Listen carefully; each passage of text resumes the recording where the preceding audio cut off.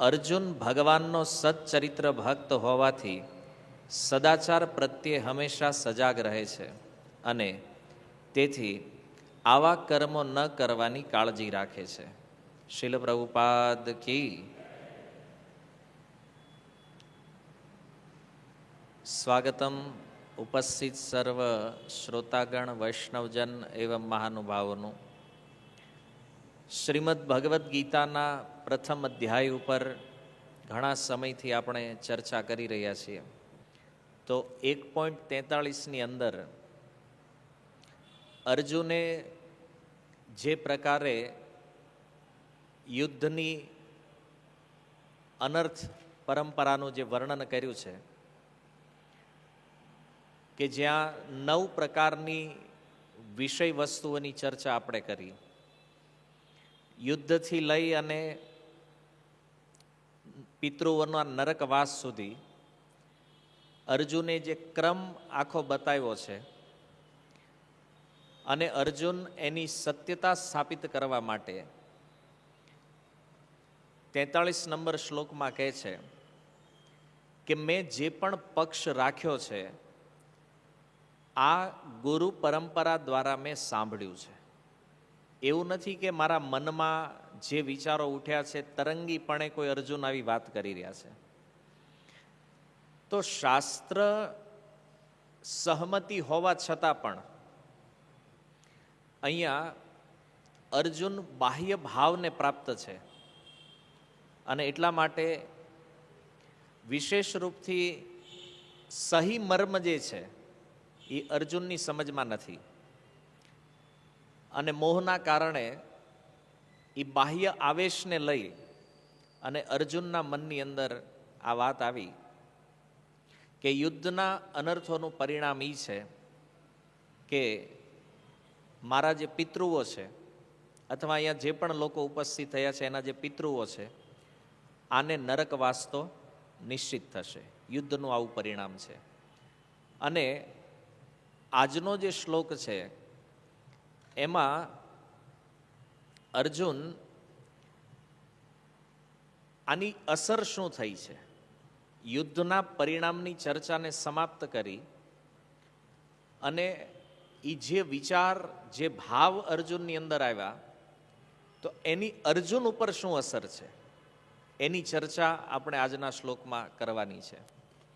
સૌથી મહત્વપૂર્ણ વાત બીજી અહીંયા એ છે કે ભગવાન બિલકુલ શાંતિથી સાંભળી રહ્યા છે. અર્જુન જેટલું બોલે છે એકદમ ધ્યાનપૂર્વક ભગવાન સાંભળે છે. તો આનાથી એક વાત સિદ્ધ છે કે આ વક્તાનો ગુણ છે. કોઈ પણ વ્યક્તિ એવું વિચારે કે મારે બોલવું છે તો એની પહેલા એની અંદર સાંભળવાનો ગુણ હોવો જરૂરી છે. કે જ્યારે કોઈ વ્યક્તિની વાતને ધ્યાનપૂર્વક સાંભળે છે તો એની ઉપર વિચાર કરી શકે કે મારે આને ઉત્તર શું આપવાનો છે. તો જેનામાં સાંભળવાનું ધૈર્ય નથી આ ક્યારેય વક્તા બની શકે નહીં. પહેલો ગુણ છે કે એક સારો શ્રોતા એ ભવિષ્યનો સારો વક્તા બને છે. કારણ એક પ્રશ્ન મનમાં થાય કે ભગવાન આ પ્રથમ અધ્યાયને એટલે કે અર્જુનની દલીલને આટલું ધ્યાનથી શા માટે સાંભળે છે? કારણ કે ભગવાનને ખબર છે કે મારે પછી આખી ગીતામાં આના ઉત્તર આપવાના છે. તો અર્જુનના પ્રશ્ન જ યદી જો ભગવાનને ખબર નહીં હોય તો એ ઉત્તર શું આપે? કોઈ વ્યક્તિએ પોતાની વાત કરી છે ને એને આપણે ધ્યાનથી સાંભળી નથી તો એનો ઉત્તર શું આપશું આપણે? આ સમસ્યા છે. એટલા માટે ભગવાન ધ્યાનથી સાંભળે છે કે મારે બહુ 18 અધ્યાય સુધી કહેવાનું છે અર્જુનને. તો ગીતા સાંભળવાનું આ એક લક્ષણ છે. બીજું કે અર્જુને જે વિચાર કર્યો યુદ્ધના પરિણામ ઉપર એનાથી અર્જુનની અંદર જે વિષાદ પ્રગટ થયો છે, જે શોક છે, આ વિષાદ તીવ્ર થઈ રહ્યો છે ધીરે ધીરે. અને એટલો તીવ્ર છે કે અર્જુન આ શ્લોકની અંદર એ ભાવને પ્રગટ કરે છે. એનો અર્થ કે આ કોઈ સાધારણ વાર્તાલાપ નથી કે કે ભાઈ બે વ્યક્તિ ઊભા હતા અને ડિસ્કશન કરી રહ્યા છે. બહુ ગંભીર વિષય ઉપર ચર્ચા છે, કારણ કે આ શ્લોકની અંદર અર્જુનનો બોલવાનો ભાવ પણ બદલાઈ રહ્યો છે ધીરે ધીરે, કારણ કે શોકની તીવ્રતા વધી રહી છે. તો અહીંયા અહો શબ્દ એ અર્જુનની તીવ્રતાને વ્યક્ત કરે છે. અહોનો ભાવ આશ્ચર્યવાચક છે. અર્જુનને આશ્ચર્ય થઈ રહ્યું છે અને પછી તરત જ બત શબ્દનો પ્રયોગ કર્યો છે. એનાથી અર્જુનનું દુઃખ વ્યક્ત થઈ રહ્યું છે. અહો આશ્ચર્યવાચક છે અને બત દુઃખવાચક છે. અર્જુનને આશ્ચર્ય એટલે થાય છે કે અમારા જ સ્વજનોને મારવા માટે અમે ઊભા થઈ ગયા. જે સ્વજનો સાથે આનંદ કરવા જેવો છે એને માટે તો અમે પ્રયાસ કરીએ છીએ અને આખો સંસાર એના માટે પ્રયાસ કરે છે. પણ અહીંયા સમસ્યા શું છે? અર્જુન કહે છે જેની સાથે આનંદ ભોગ કરવાનો છે એને અત્યારે અમે શું કરીએ છીએ? મારવાની તૈયારી કરીએ છીએ. અને મારવાની પણ તૈયારી શા માટે? યદ રાજ્ય સુખ લોભેન, કે અમારી અંદર એક લોભ આવ્યો છે. શેનો લોભ છે? રાજ્ય અને રાજ્યથી પ્રાપ્ત થવા વાળા સુખનો. આ બે વસ્તુનો લોભ જે છે એના કારણે અમે અમારા સ્વજનને મારવા માટે તૈયાર થઈ ગયા. તો આ કેટલું મોટું આશ્ચર્ય છે, વિચારણીય છે. તો અહીંયા સમજવાનો ભાવ એ છે કે અર્જુન જે વિચાર કરે છે એ વિચાર એ છે કે રાજ્ય અને સુખના લોભ માટે જો કોઈને મારવાનો પ્લાનિંગ થાય, અર્થાત જેની તૈયારી અમે કરી રહ્યા છીએ, તો આ વાસ્તવમાં આશ્ચર્ય છે. એ સમયમાં તો છે જ, કારણ રાજા કુલશેખર આલવાર, જે આલવાર દ્વાદશ આલવાર જે છે એમાં એક આલવાર છે રાજા કુલશેખર આલવાર, અને એમણે એક સુંદર ગ્રંથ લખ્યો છે મુકુંદ માલા સૂત્ર.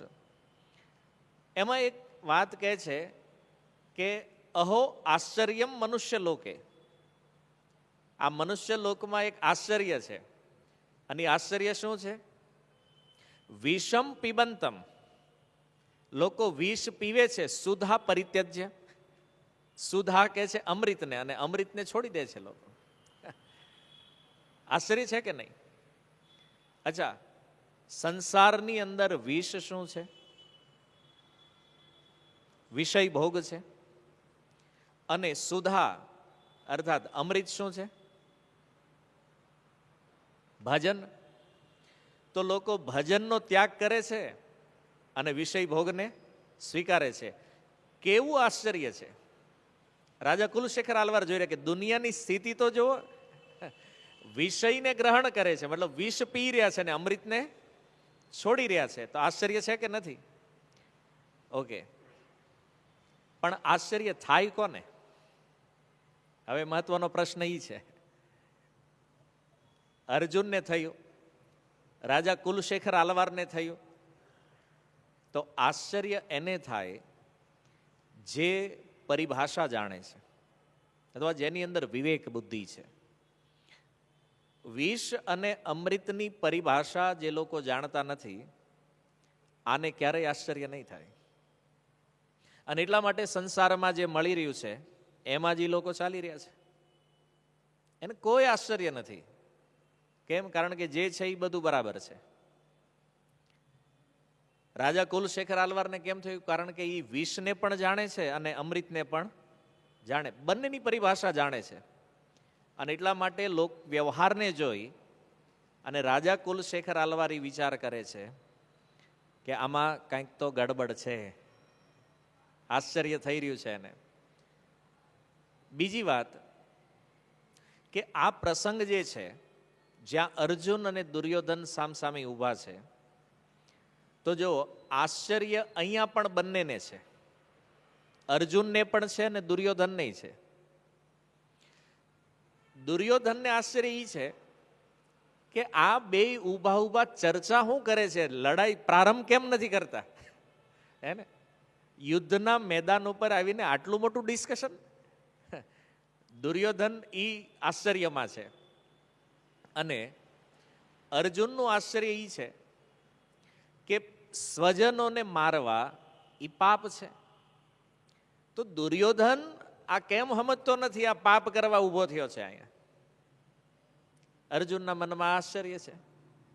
તો બેય સાઈડથી આશ્ચર્યચકિત છે બંને લોકો. પણ એક વિચાર ઈ છે, સિદ્ધાંત ઈ કહે છે કે જ્ઞાન શક્તિ ઉપર કૃપા શક્તિ હંમેશા હાવી હોય છે. આનો ઉદાહરણ દામોદર લીલાની અંદર તમે જુઓ તો નારદ મુનિએ શ્રાપ આપ્યો નળકુંવર અને મણિગ્રીવને. કુબેરના જે બે પુત્રો હતા, નિર્વસ્ત્ર અવસ્થામાં મંદાકિનીની ધારામાં સ્નાન કરતા હતા. નારદ મુનિ નીકળ્યા અને નારદજીએ જોયું કે આ બે જે સ્થિતિમાં અહીંયા છે, આ ભારી ભયાનક સ્થિતિ છે. તો નારદ મુનિ એને શ્રાપ આપી દીધો વૃક્ષ બનવાનો.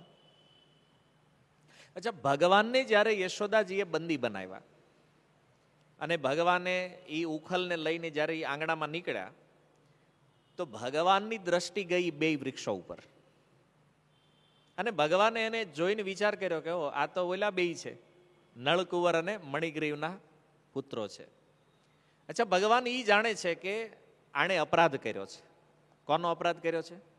નારદજીનો. કે નારદજીની વાત નહીં સ્વીકાર કરી અને આ બંનેએ જે અપરાધ કર્યો છે, છતાં નારદ મુનિ આની ઉપર કૃપા કરી છે. એણે કીધું ને કે દ્વાપર યુગની અંદર જ્યારે ભગવાનનો સ્પર્શ થશે તો તમારી મુક્તિ થઈ જશે બેયની. તો એ અપરાધનું જ્ઞાન છે ભગવાનને કે આ નળકુંવર મણિગ્રીવનો અપરાધ થયો છે, ભગવાન જાણે છે.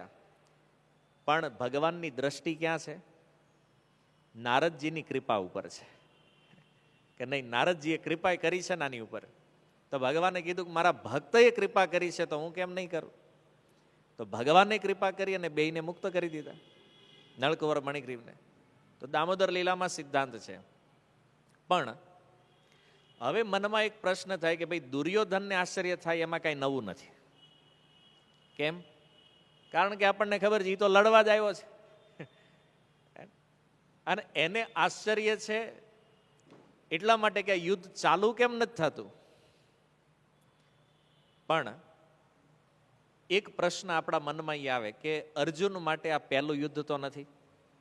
પહેલી વાર તો અર્જુન લડવા માટે આવ્યા નથી.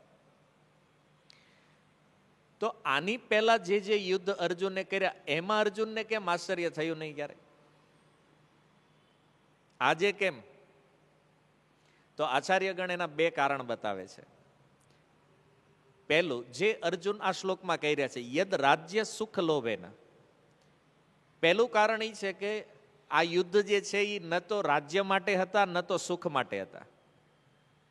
પણ અત્યારનું જે યુદ્ધ છે એમાં અર્જુનને દેખાય છે આ રાજ્ય અને સુખ માટે થઈ રહ્યું છે. તો આની પૂર્વના યુદ્ધમાં અર્જુનનો આ ભાવ નહોતો. ન તો કોઈ રાજ્ય લેવાની ઈચ્છા હતી, ન તો કોઈ સુખની કામના હતી. કર્તવ્ય રૂપમાં યુદ્ધ કર્યા એમણે. બીજું કારણ એ છે કે જેટલા યુદ્ધ અર્જુને કર્યા એમાં કોઈ સંબંધી નહોતા. અહીંયા તો બધા ડાયરેક્ટ સંબંધીઓ ઊભા સામે.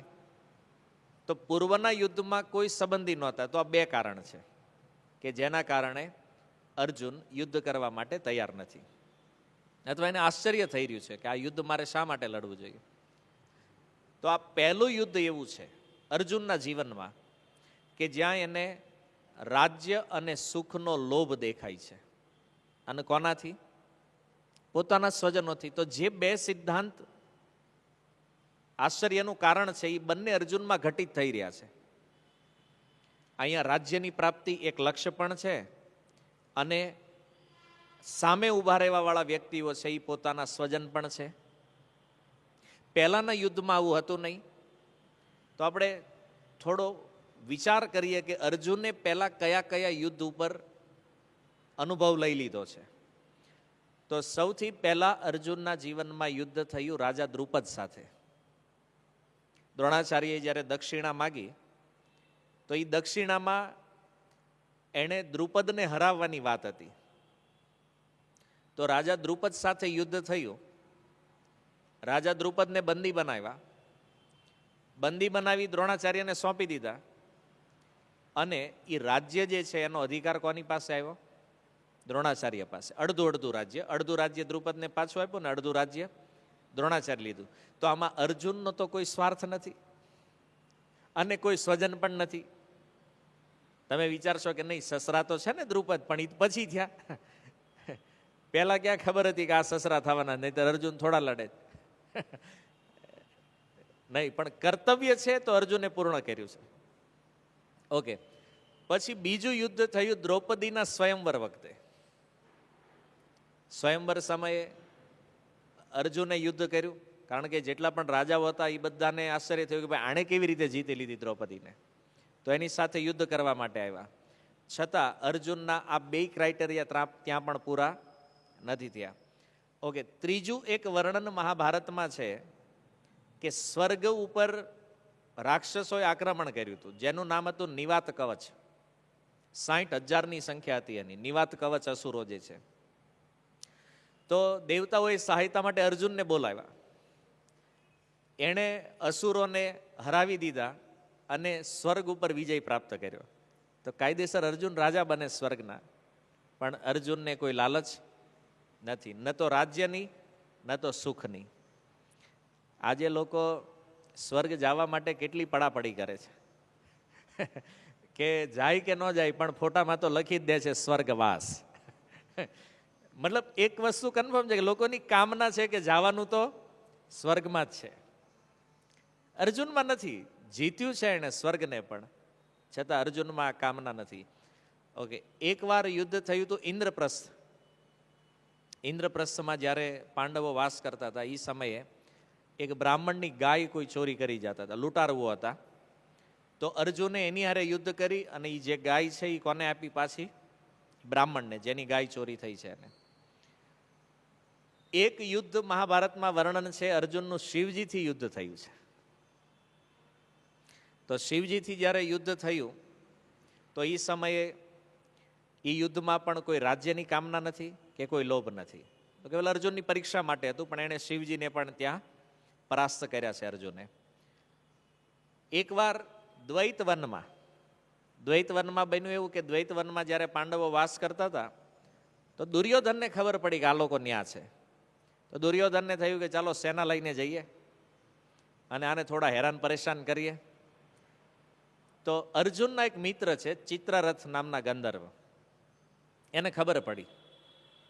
તો દુર્યોધનને પહેલા જ બંદી બનાવીને ઉપાડી ગયો. યુધિષ્ઠિર મહારાજને ખબર પડી દુર્યોધનને બંદી બનાવ્યો છે, તો એણે અર્જુનને કીધું જાઓ અને એની હારે યુદ્ધ કરો. દુર્યોધન એ તો આનો શત્રુ છે.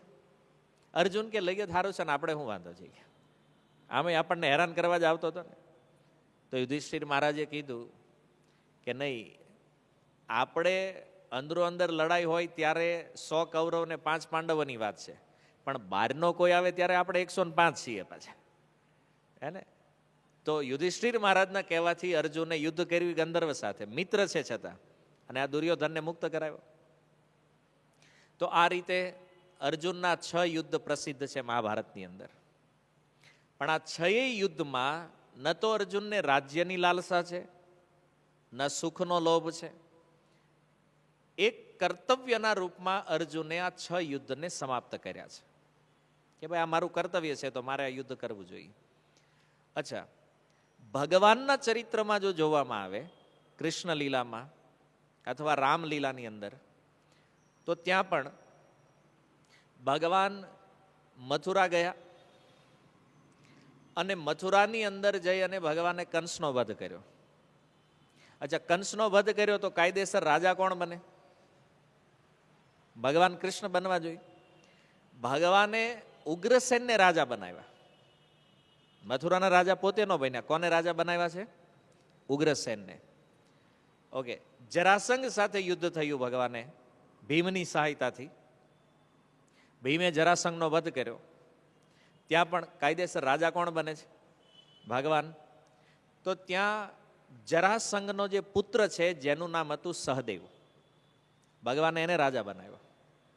અને ત્યાંથી નીકળી ગયા પછી ભગવાને રામ અવતારમાં વાલીનો વધ કર્યો. હવે આ બધી કથા પ્રસિદ્ધ છે, તમે જાણો છો, એટલે આના વિસ્તારમાં હું નથી જાતો. વાલીનો વધ કર્યો તો રાજા કોને બનાવ્યા? સુગ્રીવને. કાયદેસર જે રાજા જીતે છે એ અધિકારી છે, તો ભગવાન રામ રાજા નથી બન્યા, સુગ્રીવને રાજ્ય આપી દીધું, એનો રાજ્યાભિષેક કર્યો. અચ્છા, રાવણનો વધ કર્યો ભગવાને, તો રાજા કોને બનાવ્યા? વિભીષણને. ત્યાંય કાયદેસર લંકાના રાજા તો ભગવાન રામ જ બની શકે, પણ વિભીષણને રાજા બનાવ્યા. અચ્છા, શત્રુઘ્નજીને મોકલ્યા મથુરા લવણાસુરનો વધ કરવા માટે. તો લવણાસુરનો વધ જ્યારે થયો તો એ રાજ્ય કાયદેસર કોના અંડરમાં આવે? અયોધ્યાના અંડરમાં આવવું જોઈએ. ભગવાને શત્રુઘ્નજીને મથુરાના રાજા બનાવી દીધા. અને વનવાસ સમયે જ્યારે માતા કૈકેયીએ 2 વરદાન માગ્યા મહારાજ દશરથથી, અને ભગવાને વનમાં જવાનો નિર્ણય લીધો, તો ભગવાન રામ પાસે ઉચિત કારણ હતું. ભગવાન તર્ક આપી શકે કે આ રાજ્ય મારું છે, આ સિંહાસન ઉપર મારો અધિકાર છે, આ વરદાનમાં મારે કાંઈ લેવા દેવા નથી. ભગવાન પાસે એકદમ યોગ્ય તર્ક બધી જ વસ્તુ છે. છતાં ભગવાને કીધું રાજા કોણ બનશે? ભરત. સિંહાસન ભરતજીને આપ્યું ને, ભગવાન રાજા નહીં બન્યા. નહીતર કહીએ કે ને માતા કહીને કે મેં થોડી વરદાન માગ્યા છે અને મારે શું લેવા દેવા છે આની યારે? મહારાજ દશરથ તો મૃત્યુ પામે તો વરદાન ખતમ, ભગવાન રાજા બને, ધર્મથી પણ કોઈ સમસ્યા નહોતી. છતાં ભગવાને ભરતજીને રાજા બનાવી દીધા અયોધ્યાના. તો ભગવાનના ચરિત્રમાં પણ આ દેખાય છે. તો અર્જુનના જીવનમાં જેટલા યુદ્ધ થયા, કે ભગવાને પોતાના જીવનમાં જે પણ યુદ્ધ કર્યા છે, આ બધા યુદ્ધ બીજા લોકો માટે થયા છે. ન તો ભગવાને પોતાના માટે યુદ્ધ કર્યું છે, ન અર્જુને પોતાના માટે યુદ્ધ કર્યા છે. તો ભગવાનના મનમાં એક પ્રશ્ન થયો. ભગવાને પૂછ્યું, અર્જુન માની લે કે આ બધા યુદ્ધ જે થયા એ બીજા માટે છે, ઓકે, પોતાના માટે નથી, આવું આપણે સ્વીકારીએ. તો વિરાટ યુદ્ધમાં તો આના જ હતા સામે બધા. હવે એ પણ છે ને મહાભારતમાં, વિરાટ યુદ્ધ જ્યારે થયું તો આ જ પેનલ હતી આખી. તો ત્યારે તો હું નહોતો, તો ત્યારે યુદ્ધ શા માટે કર્યું વિરાટ યુદ્ધમાં? તો ત્યારે તને મોહ ન થયો કે આ મારા લોકો છે તો મારે એની હારે લડાઈ ન કરવી જોઈએ? વિરાટ યુદ્ધમાં તો કરી, અને એના ઈ તો આજે સામે છે, થોડાક નવા બીજા ભેગા થયા છે, પણ એને યાર તારે કાંઈ લેવા દેવા નથી. પણ વિરાટ યુદ્ધમાં જે સ્વજન હતા એ બધા જ અહીં છે. તો અર્જુને કીધું, પ્રભુ ત્યાં 2 કારણ હતા.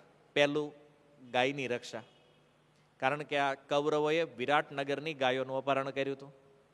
તો ગાયોની રક્ષા કરવા માટે અર્જુન કે મેં એની હારે યુદ્ધ કર્યું. અને બીજું, એ યુદ્ધમાં મેં એને પરાસ્ત કર્યા છે, એને હરાવ્યા છે, એને માર્યા. અને એનું પ્રમાણ છે, સામે ઊભા છે આજે. ત્યાં મેં એને માર્યા નથી, મેં ખાલી હરાવ્યા છે એને. પણ અહીંયા તો આજે તો મારવાનો નિર્ણય થઈ ગયો છે, અહીંયા તો મારવા જ પડશે. તો અર્જુને એક તર્ક આપ્યો ભગવાનને. અર્જુન કહે છે કે તમે કંસને માર્યો, અને કંસને માર્યો પછી રાજા કોણ બનાવ્યા? બોલે ઉગ્રસેનને. ઓકે, તો આ દુર્યોધનને આપણે મારી નાખીએ તો રાજા કોણ બને? તમે વિચારો, કંસને માર્યા પછી રાજા ઉગ્રસેનને બનાવ્યા મથુરામાં, તો દુર્યોધન જો આ યુદ્ધમાં મરી જાય તો રાજા કોણ બને? કોણ બનશે? વાત સમજમાં આવી તમને? અર્જુનનો તર્ક સમજમાં આવે? કોણ રાજા બને? અચ્છા, પેલા ઈ કે ઉગ્રસેન કોણ છે? કંસના બાપા. તો કંસના બાપા મથુરામાં રાજા બન્યા, તો હસ્તિનાપુરમાં કોણ રાજા બને? દુર્યોધનના બાપા જ બને ને ભાઈ. હું વિચારવાનું છે એમાં એટલું યાર. ધૃતરાષ્ટ્ર. તો ભાઈ ધૃતરાષ્ટ્રને સિંહાસને બેહારી દેવા જોઈએ.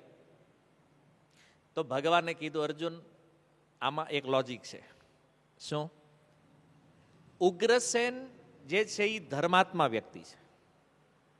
કંસે જ્યારે દેવકીના 6 પુત્રોની હત્યા કરવાનો પ્લાન બનાવ્યો, એમને જેલમાં પૂરીને પ્રથમ પુત્રની હત્યા કરી, તો મહારાજ ઉગ્રસેને સેના તૈયાર કરી હતી કંસને મારવા માટે, કંસનો વિરોધ કરવા માટે.